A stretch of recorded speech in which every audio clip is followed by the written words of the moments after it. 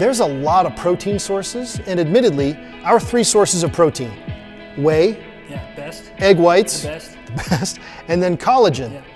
But those are very expensive. Yeah. And our formula is easily the most expensive formula that I've ever been a part of developing. And there's lots of opportunity to compromise in proteins. In fact, the most popular meal replacement and proteins out there aren't whey, egg white, and collagen. No, they are They're plant-based. And when we were discussing this and you'd brought up the possibility, it's tempting because plant proteins are so cheap. And it also gives that shake, whatever that meal replacement or protein shake is, this opportunity to kind of brag about being plant-based. We have plant-based proteins. And unfortunately, the average consumer buys in. They've been convinced that a plant protein is going to be superior to an animal-based protein. And that is false on every possible metric, by every objective measurement of metabolism of dietary protein in humans. Animal proteins beat plant proteins. There's not a single instance where the plant protein is superior.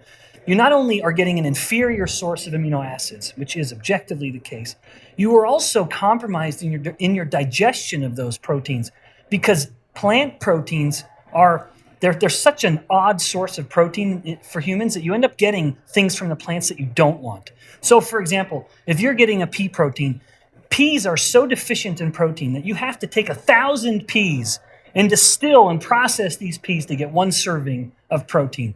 The protein is what you want, although the amino acid profile is still subpar. What you don't want are these things called anti-nutrients. And these are molecules that are inherent in these plant-based proteins, things like phytic acids or tannins or trypsin inhibitors that are physically preventing your intestines from digesting those already subpar proteins as much as you want.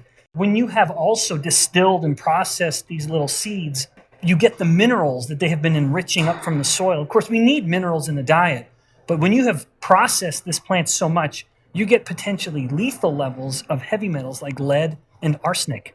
And of course, the alternative is just focus on animal protein. It is more expensive, which is a consideration that every consumer ought to be aware of. When you're pricing out meal replacement shakes, if it is a plant-based protein, they wanted to put that protein in their shake because it cost them so little. Certainly less than whey and egg whites and collagen.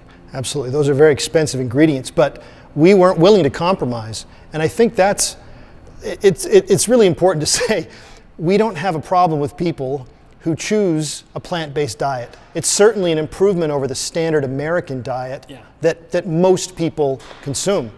But for us, if we were going to develop one product, it had to be no compromise. It had to be absolutely supported by the best possible research. We're not trying to alienate people. Our goal is to help you get as healthy as physically possible, and we know that it will. Yeah, so when people ask, when we get Q&As, I get messages from people, are you planning on making a plant-based version? The answer is no.